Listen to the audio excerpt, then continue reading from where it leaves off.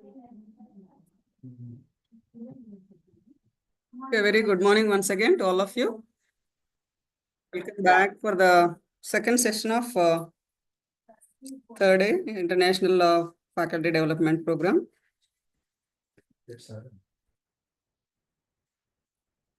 Good morning, Dr. Aparna Garu. Good morning, Andy. Dr. Mamta Garu. Very good morning. Madam. Welcome to the Sarojini Naidu Vanitha Vamsi Mahavidyalaya online.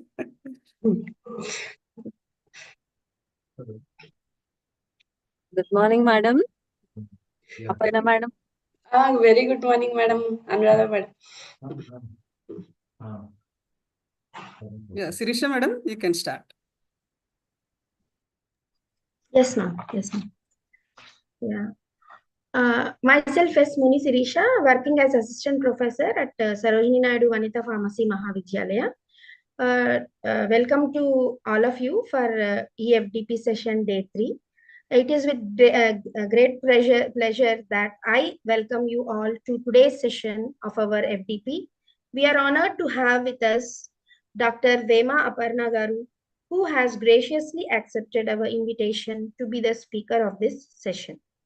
Dr. Vema Aparna Garu, working as Senior Director, ImmunoCure Discovery Solutions.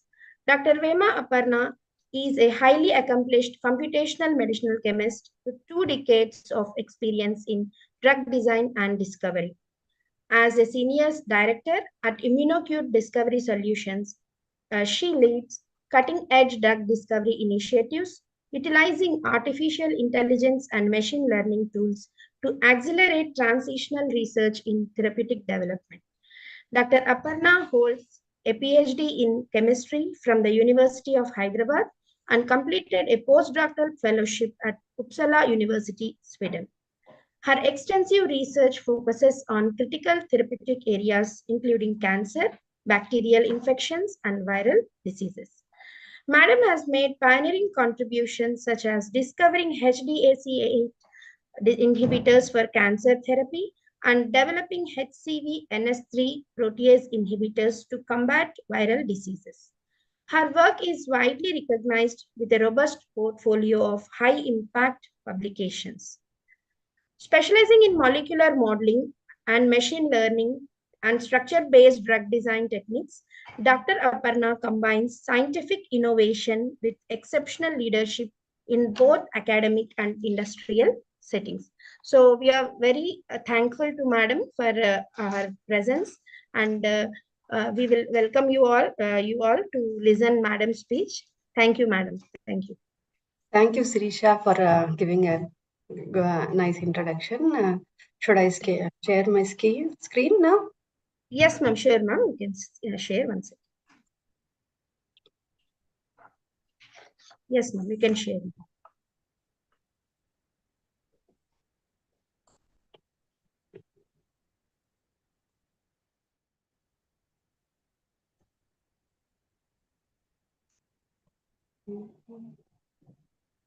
Yes, ma'am. You are able to see your screen, ma'am.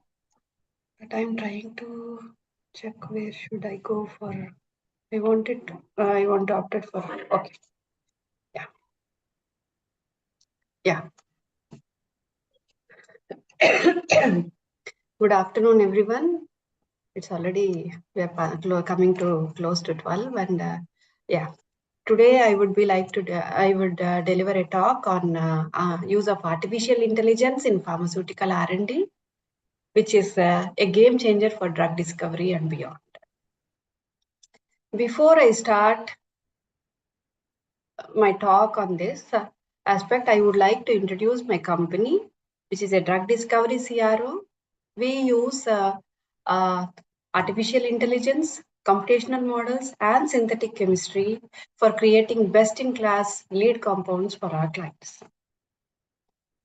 The company is established in 2019, and we are striving towards creating best-in-class lead compounds in drug discovery.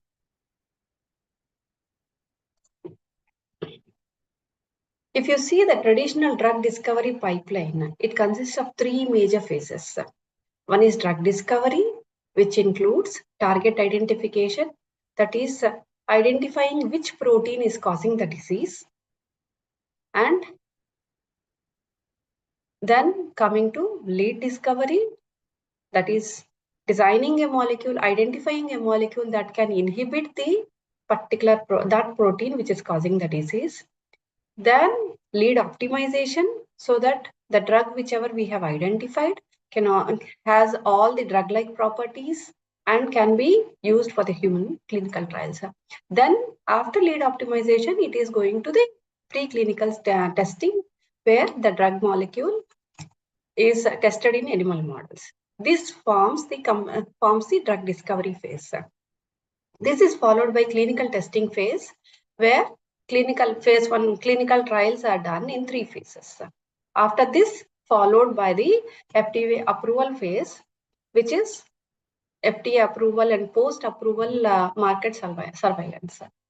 When you see the entire the pathway of the drug discovery pipeline, the drug discovery phase extends from 7 to 10 years, and it will cost around 800 million US dollars. Coming to clinical phase, it again spans between 6 to 12 years, and this is the most expensive phase because it involves human volunteers. It costs around 1.2 to 1.4 billion US dollars. Followed by the approval phase, it goes somewhere between 1 to 2 years, and it costs around 50 million. If you see the process of all this, in spite of having huge cost and long time spent, still the success probability of success is less than 10% only. Most of the drugs fail at the clinical phase, especially in the phase 2 clinical trials. It is like failure rate is around 50% at this stage, where the drug lacks efficacy itself. In a nutshell, if you see that if around 200 molecules are entering the drug discovery phase, only 5 molecules enter to the clinical testing phase, and after that, only 1 molecule gets approved by the FDA. So AI has taken a part, and after the AI intervention, we have seen that the span of 7 to 10 years has been drastically reduced. The typical example is the INS 18, where this drug has been designed for idiopathic pulmonary fibrosis, which targeting the TRAF2 and NCK interacting kinase. Irony is the entire drug discovery process, which takes 7 to 10 years, for this drug, it took only 18 months. And especially we should also think about that the target for treating this disease was also identified. The target identification was also done using the AI platform, using the omics data like metabolomics, proteomics, and genomics. Using all these data, they have identified, using the AI as an interface, they have identified this target, and within 18 months, the molecules has already crossed the drug discovery phase, and now the molecule is in phase 2 clinical trials. So this is the success story of AI. If you see the entire drug life cycle, AI can not only be used in the drug discovery phase, it can also be used in the formulation development, where you can reduce the time and cost for the formulation, improve the drug performance, and patient-centric solutions can be made through AI intervention. Apart from that, it can also be used in the manufacturing pipeline, where you can improve the production efficiency, product quality, and also go for accurate inspections during the manufacturing pipeline. AI can also be used in the supply chain management, where you can optimize the inventory management so that your running cost can be low, improve the logistics and transportation, and increase the visibility and transparency. AI has also been used in the post-marketing surveillance for early detection of safety issues and making informed decisions and faster data collection. So we at ImmunoCure, we use AI in the drug discovery phase.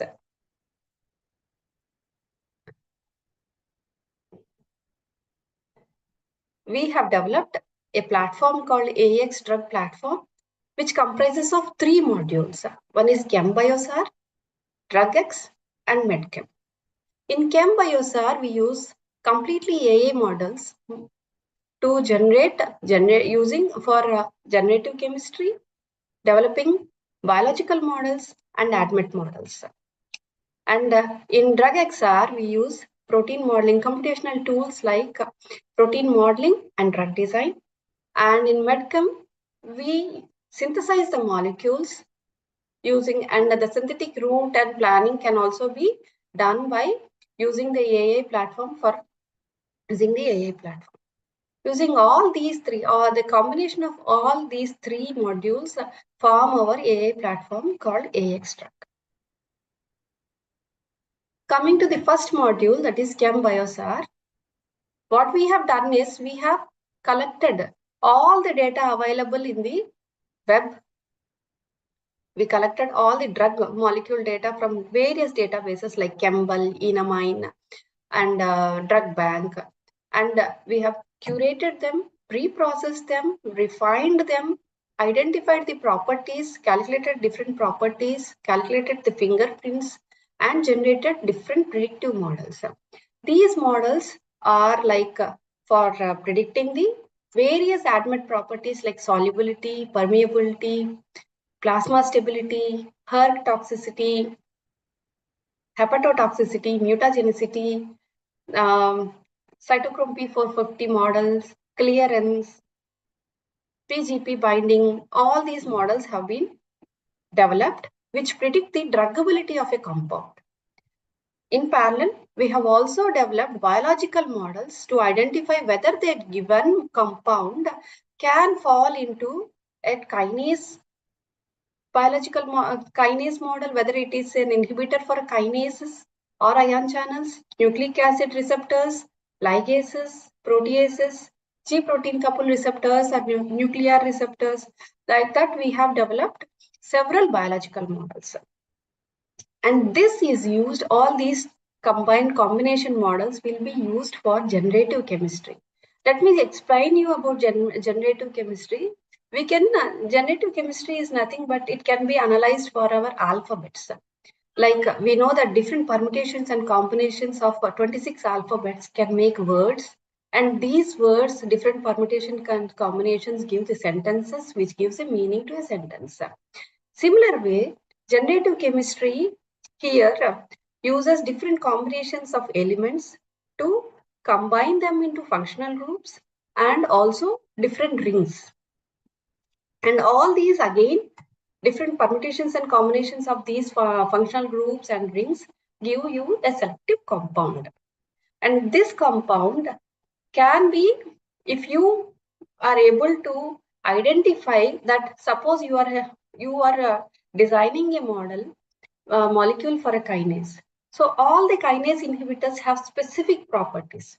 So if you feed these kinase models to the generative chemistry, it will try to use these inherent properties of kinase molecules and try to generate an ideal molecule that can be used as a kinase inhibitor. And the ADMET models will be used so that whatever we are generating new molecule will have a druggable chemical space.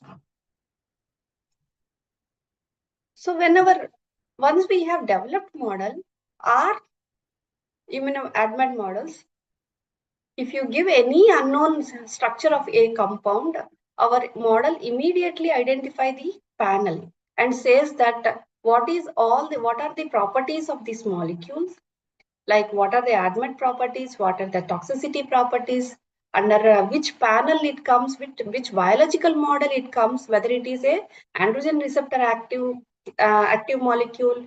Like that, our biological model will also segregate this given chemical compound with different confidence levels. Green is being the high confidence and red is being the low confidence. Coming to the next module of our DrugX platform is the of our AX drug platform is DrugX. This has two phases. One is protein modeling phase and one is small molecule drug design phase. In the protein modeling, what we do is, given a sequence of a protein, we try to generate a structure. If the structure is available in the PDB, then we directly take the PDB structure and go for our small molecular design. If it is not available, then we start doing homology modeling. The intricate part of in this homology modeling is it needs to have 30%. The sequence should be having 30% identity with a protein structure. If there is no similarity between, then we go for AI model, which use RGN for non-homologous proteins. Once you identify the structure of the protein, see, the protein can't act in the living system. It has to interact with some other proteins and form a complex. So we identify, we try to model this multiple modeling by forming protein complexes. How these protein interact with the other protein, how stable these complexes are formed, we can do with multiple modeling. In certain cases, we have seen that several proteins undergo mutation and this causes diseases. So we also do the mutation analysis and see what are the changes that are formed during in the mutations of the protein, and try to see how the ligand binding varies with the non-mutated form and the mutated form. Once the protein structure has been identified, then we go for identifying pockets. Pockets like that, whatever we call them as active sites. Pockets can be either druggable, shallow, or cryptic pockets. Druggable pockets are usually, they are little deep inside and they have large volumes. Maybe the volume might be from 200 to 600 Armstrong units. But shallow pockets, on the other hand, they are on the surface of the protein and they are very hard to manage this shallow pocket and design drugs for these shallow pockets, because since they are on the surface of the protein, they start changing their shape, size, depending upon the interacting protein. And coming to the cryptic pockets are nothing but they are hidden pockets. So whenever a protein is approaching or a ligand is approaching this particular protein, then the protein conformation changes and this hidden pocket opens wide so that they can accommodate the incoming ligand or the protein. So we identify all these pockets and we check whether there are any cryptic pockets, whether there are any shallow pockets, whether there are any druggable pockets in these protein target, and can we design a molecule for these pockets. This covers the protein modeling.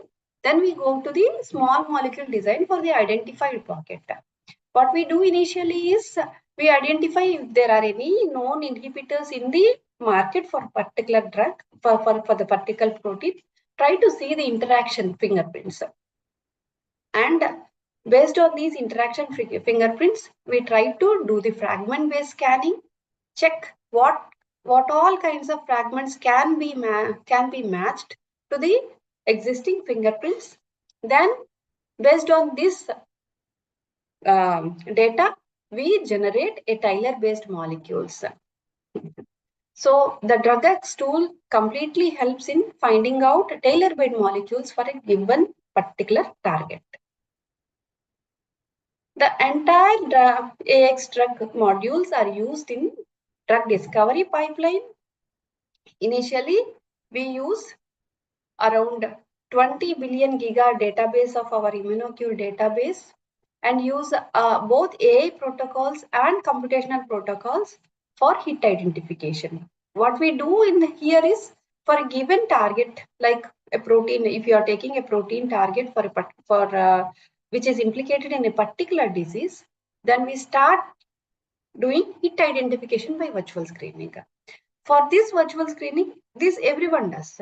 So what is the speciality of using the AA protocol is we generate using generative chemistry. I have already said to you about the generating chemistry. We try to identify novel molecules because generative chemistry is always a permutation and combination of different elements. So every time you get a new molecule, and then what we do is we see whether these molecules are soluble, permeable, and whether these molecules doesn't have any off-target prediction.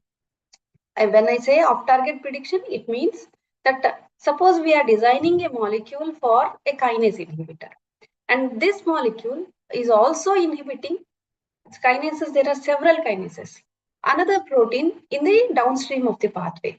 So if it is targeting two proteins, then you have an undesirable effect. That is what we call as an adverse effect. So we also want to see that all the molecules which we identify should only bind to the protein of our interest, but not to any other protein. So we use AA protocols for hit identification, and then combined with the computational protocols. In the computational protocols, we use fragment-based design, structure and ligand-based design, and then molecular dynamic studies for identifying the hit molecule. Once we identify hit, then we have to transform the hit to a lead phase.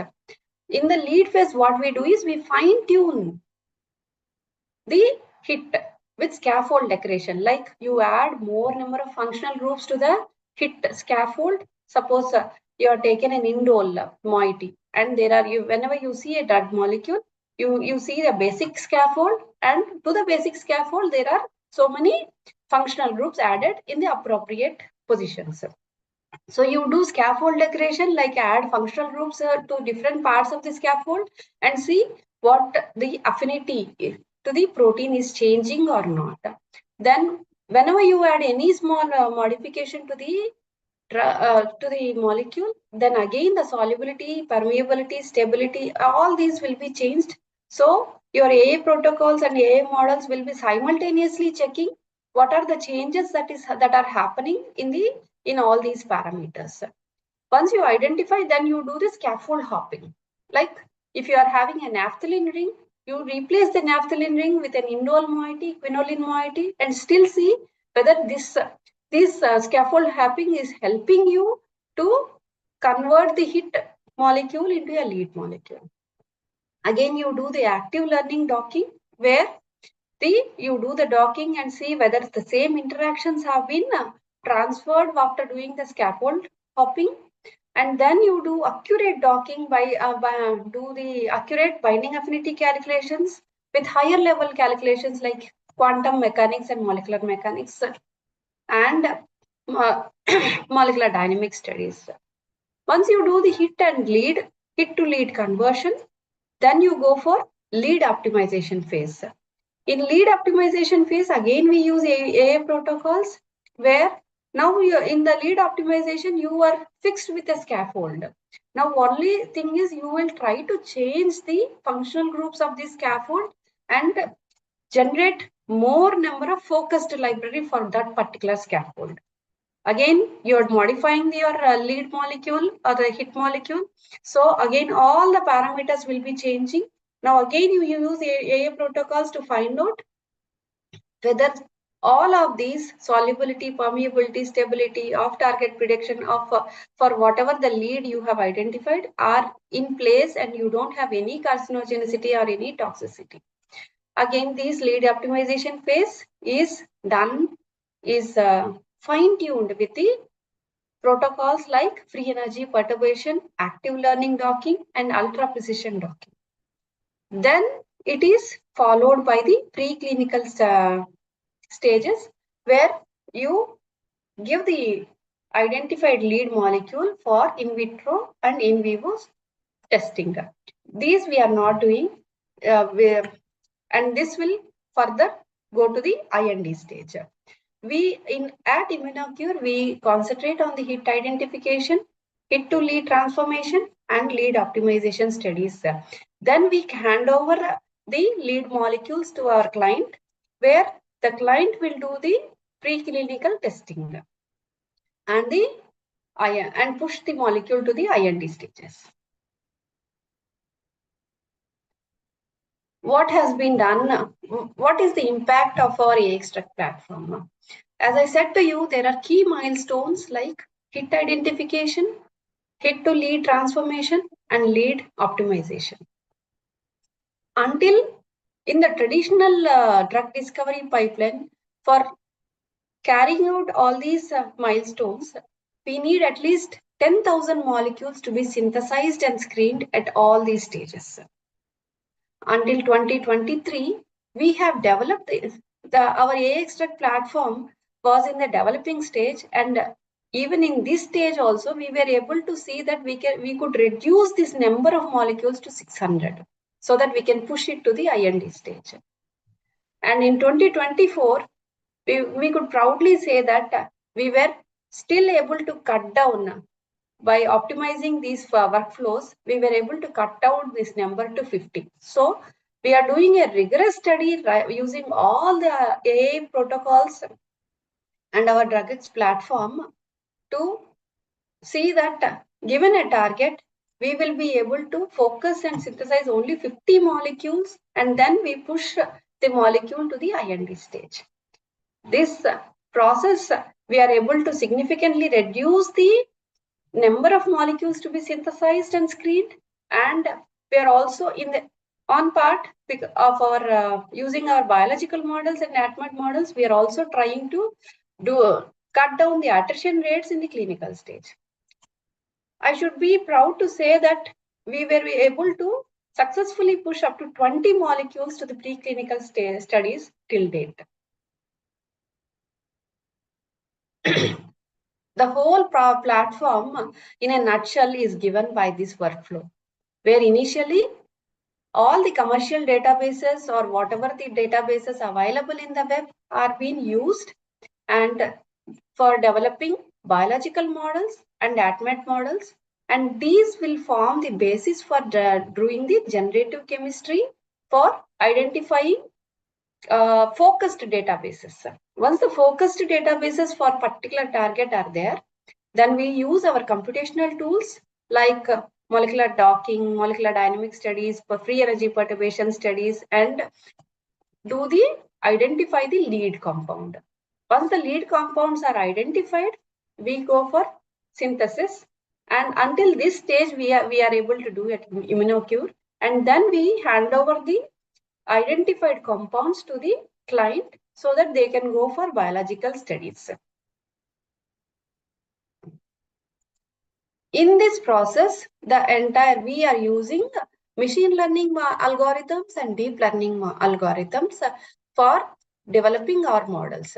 The machine learning algorithms include linear regression, logistic regression, decision trees, random forest, support vector machines, naive-bayes algorithms, ridge regression, and elastic net regression. And all the neural network algorithms like DNN, CNN, and GNN form the deep learning base for the AI models. If you see if you are given a particular protein and they are asked, usually what happens in immunocure is our client comes with a target protein and he says that I want a drug for this molecule. Can you design a drug or give us a molecule for this particular protein? So what we do is initially our AX platform, from the AX platform, we try to eliminate smart databases using whatever the AI protocols that I have discussed earlier. And using the smart databases and the protein structure, we use ligand-based and structure-based screening, use the fingerprints, and identify a molecule which can be selectively used for inhibiting that particular target. Then once we identify a compound, we go for ADMET and biomodels to find out what are the drug-like properties of these identified compounds and see there are no off-target effects for this particular molecule. Once we identify that, we go for higher simulations like molecular dynamic simulations and free energy calculations to find out the stability of the molecule and the binding affinity to be sure of this. Once we have identified, this is the hit identification protocol which we use at the ImmunoCare, which uses more advanced processes. We use a fragment-based screening also to come up with novel molecules. And the screening protocols are so robust that by the end of this protocol, we were able to identify nanomolecules which are having nanomolar, which are active at nanomolar concentration. We also offer hit to lead services where client come up with a hit molecule and then he says that I want a, like you have seen that there are several drugs, the already existing drug, and the client want a drug which is totally different but which can be targeted to the same protein. So what we do is we take the molecules which are already existing for that particular target in the market, then we do the scaffold hopping where you change the basic structure of the molecule, do the using our scaffold database, do again using our ADMET and predictive models, using our scaffold database, scaffold hopping we do, and then you identify the hits which are more drug-like. Then this will be used with the generative way. We use scaffold decoration and convert the hit molecule to lead molecule.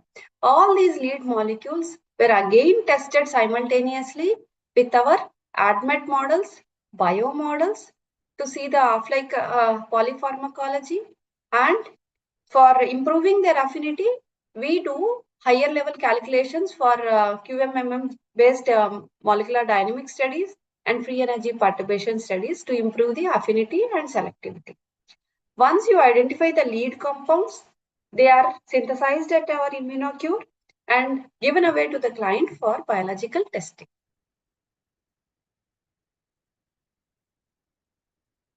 We also offer lead optimization services at ImmunoCure, where given a lead compound, you try to you do an exhaustive enumeration based on fragments, scaffold based enumeration, do the bioisosteres replacement, and generate a database, and then filter them for pains.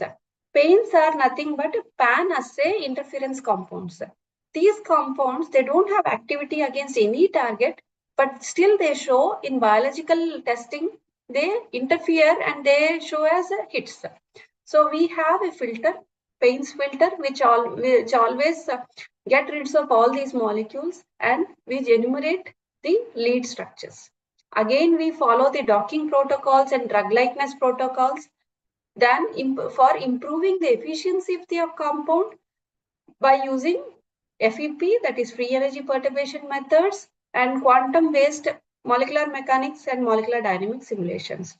Once we optimize the lead, we go for synthesis and then give away these synthesized molecules to the client for biological testing.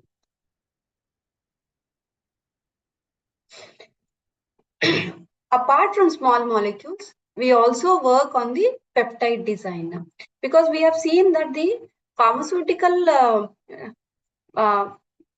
industry is now concentrating on the biologics also. Like there are several biological molecules like peptides which are doing the same job of the small molecule. It is not possible to design small molecule for every target. So there are some peptide based drugs. So we are also concentrating on the, we also have peptide design protocols. Like we have a peptide database. From the database, we identify which peptide can be targeted, we dock all the peptides and identify the particular peptide which is having binding affinity to the target protein. And then we do again the molecular dynamic simulations, calculate the average MMGBSA. This is the affinity calculations, and from these protocol we finalize which peptides can be synthesized that can be directly targeting the protein of interest. In the biologics, we also have one more, the protein designing protein parts. For example, one of the client approached us for identifying cytokine variants. These cytokines for treating cancer. This is cancer immunotherapy where cytokines are used. Cytokine variants are used for treating cancer. That is, they are activating the normal immune system in the body so that the immune system itself will kill the cancer. In this, what we do is we take the cytokine of interest. Then in the body, it has, this is regulated, this cytokine is particularly regulated by two molecules. One is an activator and one is an inhibitor. So we try to develop a molecule, a peptide or a protein which can bind to activator so that the immune stimulation is activated and the cancer is killed in the body. But it does not bind to the inhibitor at all. So that the activity of the cytokines is the immunity system gets activated and ultimately kills the cancer cells. For this, what we do is we do the sequence analysis and from the ALA scanning, where we manipulate and change each of the amino acid in the sequence of the protein to alanine and see which amino acids are responsible for binding to the activator and which amino acids are responsible for binding to the inhibitor. Then, after identifying all these amino acids, we replace these amino acids with different, the other 19 possible essential amino acids to see which are improving the binding to the activator and reducing the binding to the inhibitor. Once we identify the proper residues, we do the molecular docking and molecular dynamic simulations to see if they are improving the binding to the activator. After that, we do affinity maturation where 3 or more residues are modified at a time, and then again do molecular dynamics and see what is the binding affinity to the activator and inhibitor. Once we get, this is a cyclic process. You do it for, if you are having a 300 amino acid, a protein with 300 amino acids. So first identifying what are the possible amino acids which are very helpful in binding and anti-binding. Then do it one by one cyclically and get a combination of amino acids which can improve the binding to the activator and reduce the binding to the inhibitor. After this cyclic process, you come up with a protein sequence which is having desired properties. Then try to test for the drug-like properties of this molecule, because most of the proteins, when they enter into the bloodstream, either they do not get solubilized, or they get aggregated, or they get denatured. We don't want any of these parameters to be done to affect our protein of interest. So we try to optimize the drug-like properties of this protein and then give it to the as a proof of concept. We hand over to the client. This is the design of biologics, this is the workflow for the design of biologics carried out at Immunocure. So now I have discussed how we approach each of these phases. Now let us see what are the case studies that we have done till now and how we have approached the problem. The first case study includes intrinsically disordered protein. What is this protein? We all know that any protein, if you see the structure of protein, the secondary elements, it takes either a structure of a loop, alpha helix, or beta sheet. Intrinsically disordered protein is one kind of proteins where they don't take any of these structures. For example, P53 protein. P53 protein is highly implicated in cancer, and it has a very important role in the cell progression. So in cell cycle, depending upon the approaching protein towards the p53, the p53 molecule will take a definite structure, because it has to interact with at least 10 to 15 targeted proteins. So whenever a different protein is coming towards the p53, then it takes a structure that can bind to that protein, and then it will, once the signal is passed on, it will change its structure, the protein gets detaches, and the signal is stopped at that point. Now a different protein is approaching the p53, it will take a different structure into the formation, it will bind to that protein, then again the signal is passed. Now once the signal is passed, it will change its conformation, and this protein gets detached from it. So intrinsic disordered protein, there are several intrinsically disordered proteins in our body, and p53 is one of them.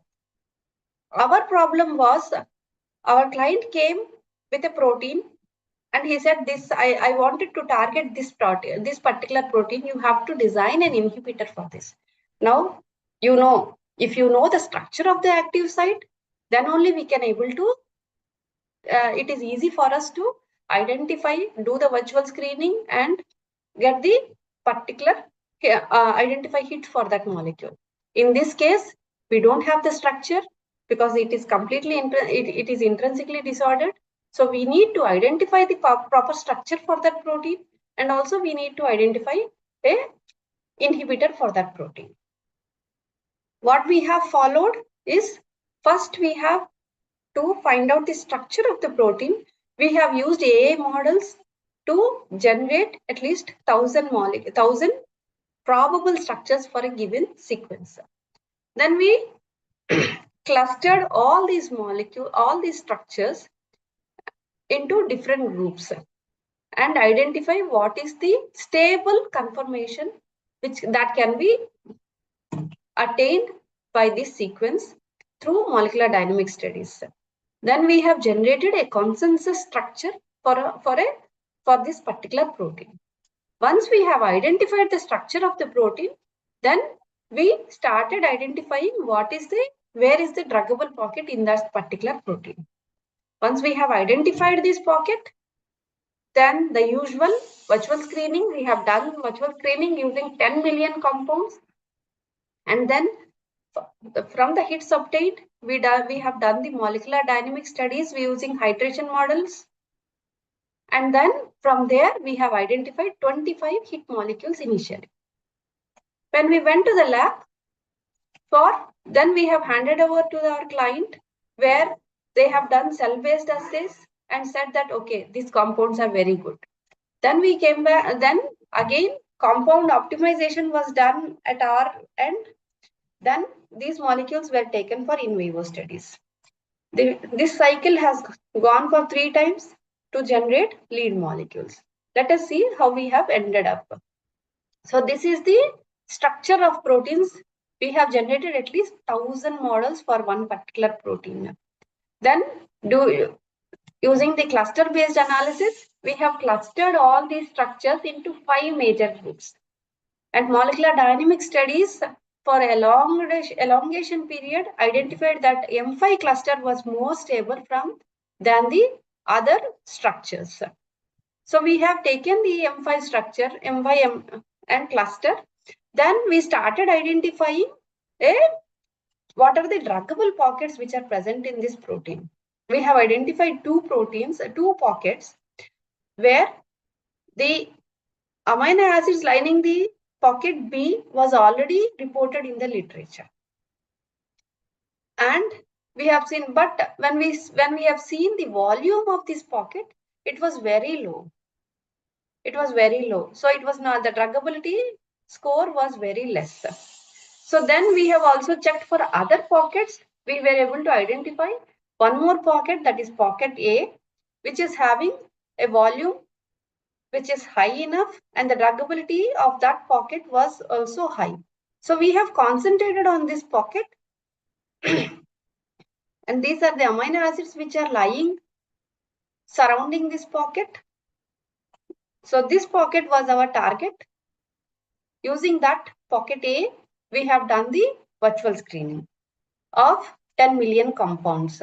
Out of these 10 million compounds, when we have done the virtual screening, we have identified 60,000 molecules. Again, these molecules at each stage, we have used our AM predictive models where we have predicted what are the ADMET properties, what are the biological models which are indicating these properties.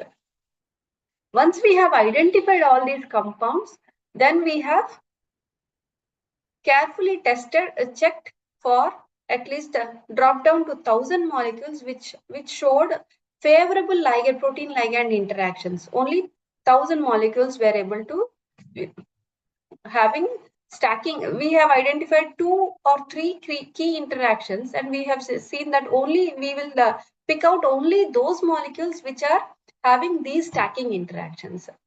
So out of 60,000, we were able to see only 1,000 compounds were able to form these interactions. So all these compounds, then we have done a short 20 nanosecond molecular dynamic studies, which further reduce this number to 200.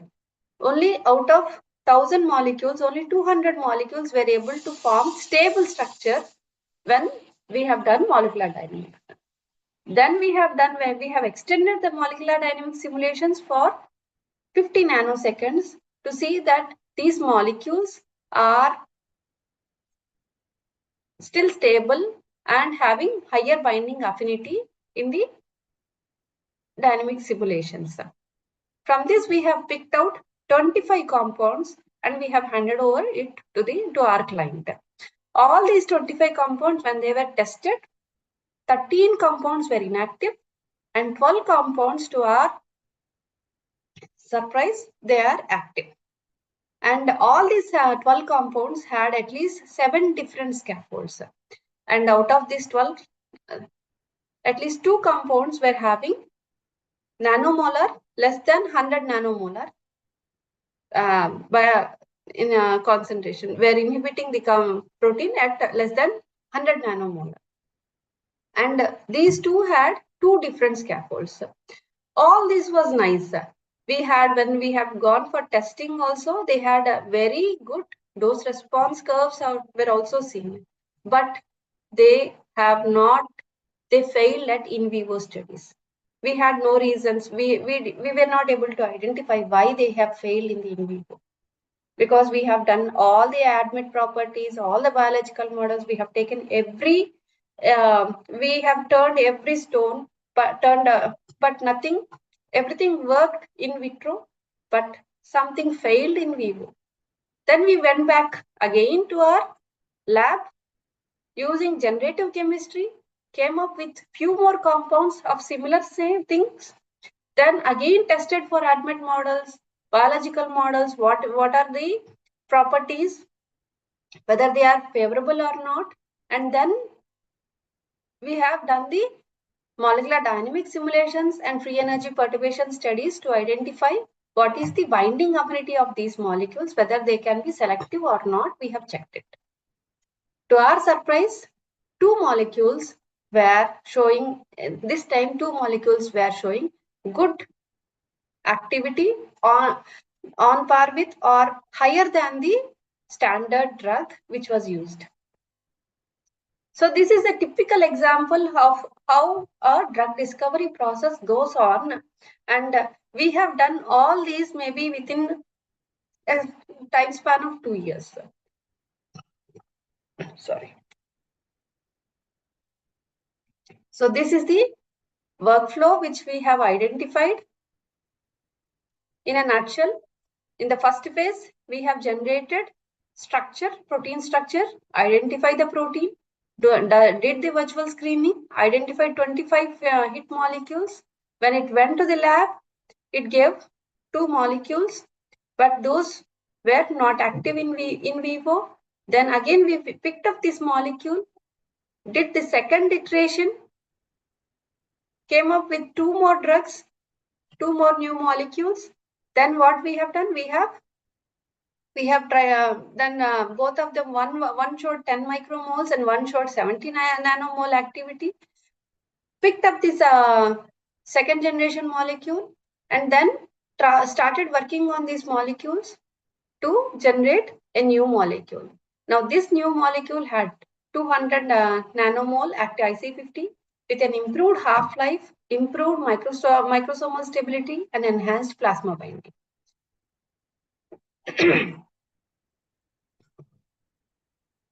In the second case study, this is our problem was we had to target a kinase target, that is BMX, and BMX kinase is having high structural similarity with BTK and ITK kinases. And this kinase plays an important role in the pathogenesis of glioblastoma, prostate, breast and lung cancer. So our problem was it has high structural similarity with these kinases. So we want a drug molecule which can selectively bind to BMX but not to the ITK and BTK kinases. In this, again, we have done the different strategies. We have worked out with different strategies to come up. Initially, we have taken our immunocure scaffold library and done the high throughput virtual screening. We have generated 5,000 compounds with different scaffolds targeting the BMX kinase. Then we have filtered using our ADMET-PROM models, calculated binding affinity and performed molecular dynamic simulations and came up with 50 analogs which are selective to BMX. Then what we have done, out of these 50, we have started changing the scaffolds because these are database molecules. We don't want our molecule to fail at some other stage. So we usually do the scaffold hopping so that it is completely novel. So we have done the scaffold hopping, identified 25 unique scaffolds with different fragments, again filtered them all these with the ADMET properties, done the molecular dynamic simulations and came up with 6 new scaffolds. All the new scaffolds were used for generating different analogs for all these 6 scaffolds. We have done for generating the analogs, we have used substitutions with a known BMX ligands. What all the substitutions are there, we also tried to substitute these scaffolds with the same substitutions and also with different substitutions. Then we started docking them in BMX, BTK and ITK to identify very selective compounds only to BMX but not to BTK and ITK. Along with this, we have also done the fragment-based analysis where we do the dynamics fragment docking and see in the molecular dynamics how stable a fragment is there within the active site throughout the dynamics. Then once we identified the fragment, we grow the fragment into different scaffolds and see how far this molecule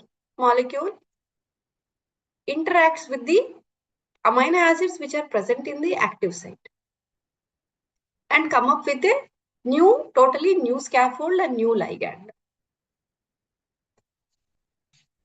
The entire process, we were able to identify 2 compounds. The first compound was significantly more active in BMX compared to BTK and EGFR. We have also checked with EGFR kinase and tech. The client has asked us for only BMX, BTK and ITK. But we are fortunate that our compound was selective to BMX and it was not binding to EGFR and tech kinases also. You can see that compound 1 has IC50 in micromoles, 36 in 36 micromoles, and compound 2 was having 8.6, while in ITK and BTK these were at a higher level.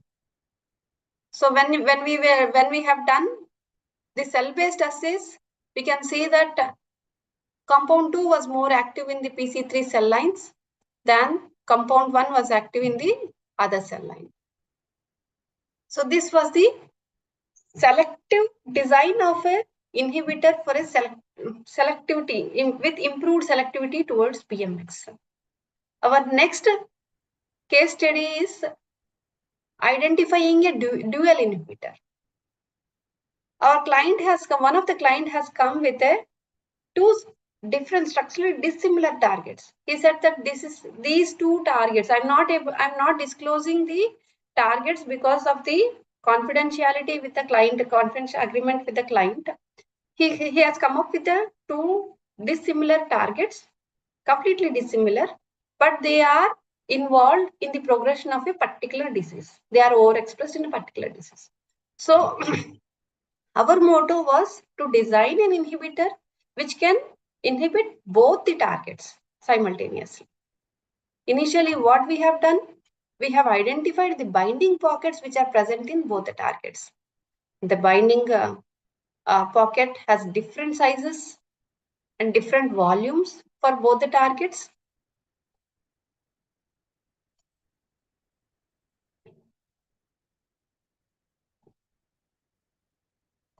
Our motto was to do the polypharmacology. That means the same compound has to bind to two different targets. We have done the initial binding pocket analysis, and then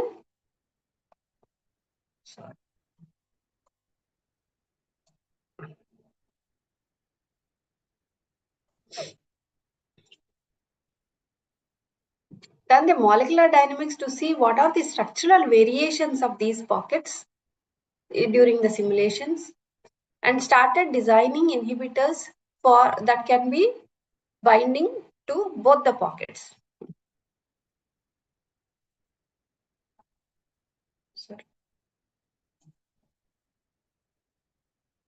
We have hand over the doing all this molecular. We have done the similar molecular dynamics simulations, free energy perturbations, and we have come up with a set of molecules. We have handed over it to the client for biological testing. This the results are yet to come. The fourth case study is the covalent binding. We have seen that several kinases that in this case the target was a kinase, and our client wanted a covalent binding because when you do covalent binding for a target, because we know that all the drug molecules bind to their target non-covalently. If you want high selectivity and higher affinity than this one, then people have gone to the covalent binding inhibitors, which are the low-hanging fruits of this scenario. So we wanted a drug which can covalently bind to the kinase to our kinase target. For covalent binding, what we see is we identify whether there is a cysteine molecule within the active site. And what is the cysteine doing? How is the conformation of a cysteine in the target? Because all the covalent binding inhibitors, we target that these molecules bind to the cysteine amino acid within the hinge region. We have identified one histine, this one. Then we started designing covalent inhibitors that can go and bind to the cysteine molecule. We have done the molecular dynamic studies and identified two compounds, two covalent inhibitors that were having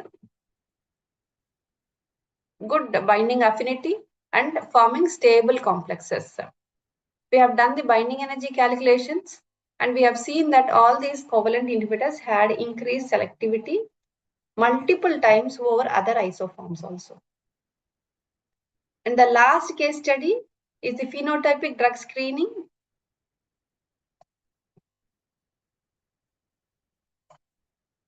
where we have done drug screening for broad spectrum anti-cancer compound identification. Here we have used a completely different approach. Initially, I don't know, this is blocking my screen. Okay, sorry for the interference.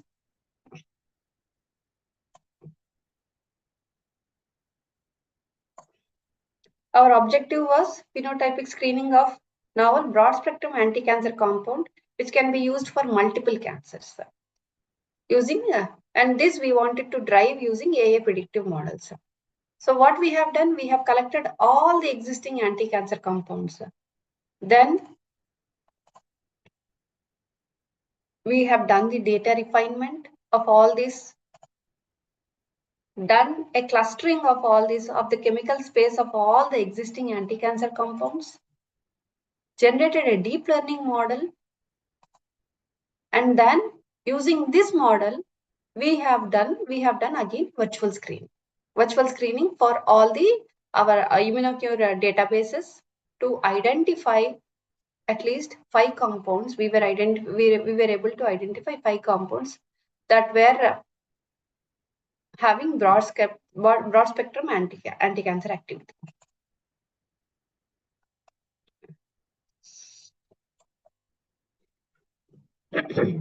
Totally 16 compounds we have identified. These are different cell lines, and this is the profile of all the compounds. Blue being highly growth, GI50 is the growth inhibition. Blue being the IC50 value of 20 nanomolars, and red color means least active, which is showing only 7 micromoles. So we have tested in different cell lines, like for leukemia, we have tested 5 cell lines. For non-small cell lung cancer cell, we have selected at least 6 to 8 cell lines. Like that, we have screened our compounds for different cell lines: ovarian cancer, breast cancer, prostate cancer, and all these things. And we have identified that CC16 was showing, you can see there is much blue color in that one, that it indicates that the growth inhibition GI50 values was for this compound CC15 was about 20 nanomoles. Using this model, we have come up with 3 molecules, BSC 6, 12, and 16. And you can see that in BSC 16 compound was showing nanomolar activity in all these cell lines. Comparing the structural, we have tried to identify where this BS16 falls in the chemical space using 2D fingerprints, while all the existing cancer drugs fall in a different direction in the chemical space. We have seen that our BSC16. Excuse me, ma'am. Sorry for the interruption. Your slides are not changing, ma'am. My slides are not changing? No. It's still in dual inhibition polypharmacology slide. Oh. 1 minute.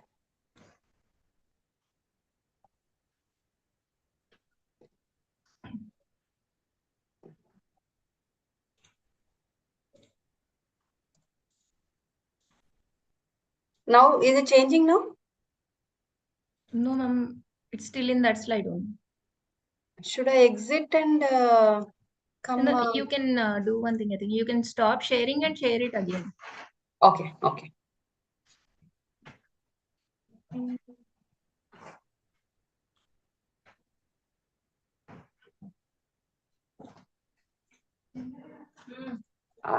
Now.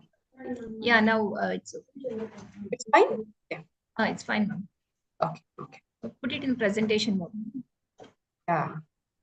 I'm having problem identifying this, where to keep this. Yeah? Yeah, ma'am. Fine? Okay. Yes, fine, ma'am. Sorry for that interruption. Yeah. So I was discussing about the last case study, that is phenotypic drug discovery, where we have identified a broad spectrum anti-cancer compound. For this, we have used a deep learning model and virtual screening workflow, where we wanted to target non-small cell lung cancer and triple negative breast cancer. So for this, what we have done, we have initially collected all the anti-cancer compounds targeting the non-small cell lung cancer and triple negative breast cancer, and we created a database. Then we have done the data refinement and tried to cluster all the existing compounds in the chemical space. After this, we have generated a deep learning model, and this deep learning model is used for virtual screening of our immunocure databases. Once virtual screening is done, we have tested these molecules for biological. This is in-house project. Then these molecules were tested for biological testing. Out of the entire database of 1 million compounds, we were able to identify 5 compounds with 3 different scaffolds. And all these 3 showed broad spectrum anti-cancer activity. That means that they were active in both the non-small cell lung cancer and the triple negative breast cancer. Initially, we have identified 16 compounds. You can see that GI50, that means growth inhibition 50 concentration. Blue indicates the GI50 value as 20 nanomoles, and red indicates the GI50 value as 7 micromoles. We have tested, initially 16 compounds were identified, and they were tested for all different cancer cell lines. For leukemia, non-small cell lung cancer, colon cancer, CNS cancer, melanoma, ovarian cancer, breast cancer, prostate, renal, and renal cancer. You can see that C10 was, you can see a blue panel, that means the GI50 is closely somewhere between 20 nanomoles for these cell lines. And in this case also, you can see CC12 and CC16 were having GI50s close to nanomoles. Out of all these, we have scrutinized them and brought down these molecules to 3 molecules. We have done the biological assay like growth inhibition, total growth inhibition, and lethal concentration, and we have seen that out of all these 3, BSC16 was showing activity in nanomole range. And when we compared this with erlotinib, this BSC16 was still active in the erlotinib resistant strain also. When we compared the chemical space, we can see that all the existing all the existing inhibitors of anti-cancer compounds had a different chemical space than the BSC16. So we were seeing that we were able to identify that there is a different chemical space if you want to target for a broad spectrum anti-cancer compound. Then we have tested BSC16 for tumor volume in the nude mice. You can see that when compared to erlotinib, it was almost, compared to the control, the tumor volume has reduced both in the case of erlotinib and BSC16, and the percentage growth inhibition was similar to erlotinib. The tumor weight has drastically reduced in BSC16 compared to erlotinib, and these are the representative photographs where BSC16, you can see there is a much more, the volume has decreased to a larger extent compared to erlotinib.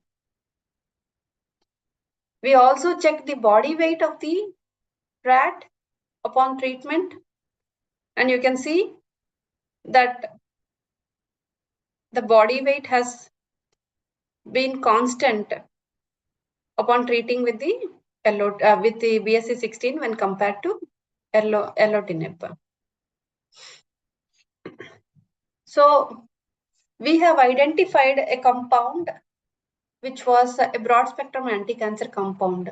These are the biological studies, and we are still taking it to further to identify the target of this molecule, and if that is in the pipeline. Once we know the target, we will be able to do much more studies, cell-based and enzyme-based studies, to find out and come up with a good broad spectrum anti-cancer compound. In a nutshell, we use at AX drugs, we work on different portfolios, like we do intrinsically modified protein modulators, allosteric modulators, covalent inhibitors, protein-protein interaction inhibitors, DNA inhibitors. Sorry? జగ్గబడి బోడమే పెట్టమని జగ్గబడి బోడం పెట్టరేమోనండి అది పని చేసి వస్తే వాడు దగ్గర Sorry?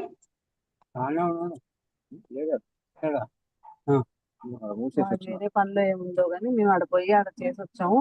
అయితే దానికి కాగితాలు, సాక్ష్యాలు కాగితాలు ఇంటి sister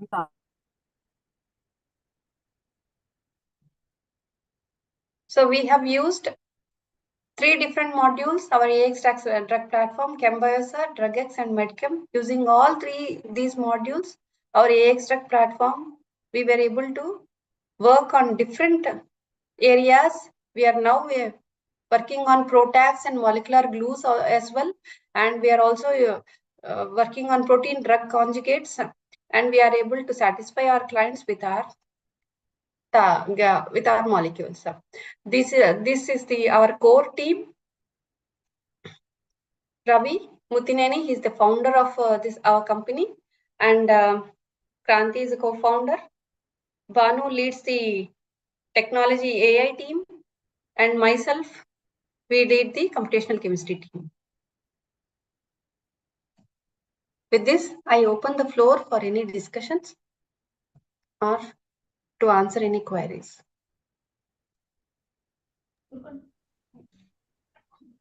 Now this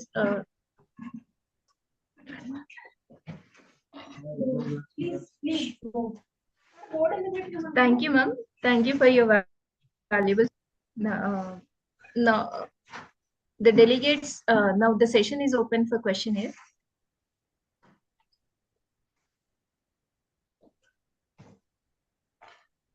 There is one question in the chat box which is posted. What are all the courses you recommend to get into drug discovery using ML and AI? Also request you to suggest learning platform. It is posted by Giridhar Rao. Yeah, I request you to first, if you are if you wanted to shift to the AI domain and apply AI domain in pharmacy, first you should be skillful at your domain. Suppose you are in a pharmaceutics domain, you need to, you have like formulation design. You can use it AI in the formulation design. If you are in chemistry, then you work on computational tools, talking, molecular dynamics, and everything. So Coursera is a very good platform which will give you basics of AI, machine learning, and deep learning. This is not any rocket science. I feel everybody can use it, and it is easy for even myself. I was not good at AI until 5 years before. Even me, I started working and learning in Coursera, taking courses in Coursera and different platforms. Understanding what are the basics of AI, and then started applying in my domain. That is medicinal chemistry domain. So first I say that you understand the domain, your own domain, you have to be expertise in domain, and you learn the basics of AI, and then start implementing it, applying it to your domain. Hope I have answered your question. Yes, ma'am. Any more questions from the delegates?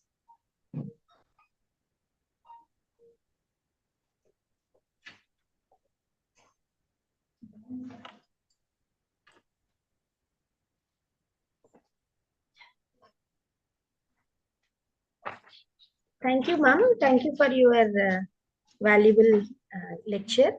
So I want to give a vote of thanks, ma'am. So good afternoon to respected madam and all the delegates available here. It is my privilege to propose the vote of thanks for today's enlightening session in our e-FDP program. On behalf of our college, Sarojini Naidu Vanitha Pharmacy Mahavidyalaya, I extend our heartfelt gratitude to Dr. Vema Aparna madam for sharing her valuable knowledge and insights with us. And your expertise on AI in pharmaceutical R&D, that is a game changer for drug discovery and beyond, was truly inspiring and thoughtful provoking, ma'am. And the clarity and depth with which you have explained about different topics started with traditional drug design pipeline, then AI assisting the drug life cycle, then some of the like cure admiti models and drug X and so on, like big data screening. So they were all very enlightened and motivated, all of us. And this makes us to think something more innovatively in our fields, respective fields like chemistry and pharmacology and wherever in all the pharma sectors. And we sincerely appreciate the time and effort you have dedicated, ma'am, in preparing and delivering such a interesting and very enthusiastic session. And on behalf of all of us, once again, I am thanking you for making this session very active and energetic, ma'am. Thanks, ma'am. Thanks a lot. We hope to have same sessions in future and learn so much from you for our future works. Thank you. Thank you, ma'am. Thank you very much. Thank you. Thank you. Thank you once again.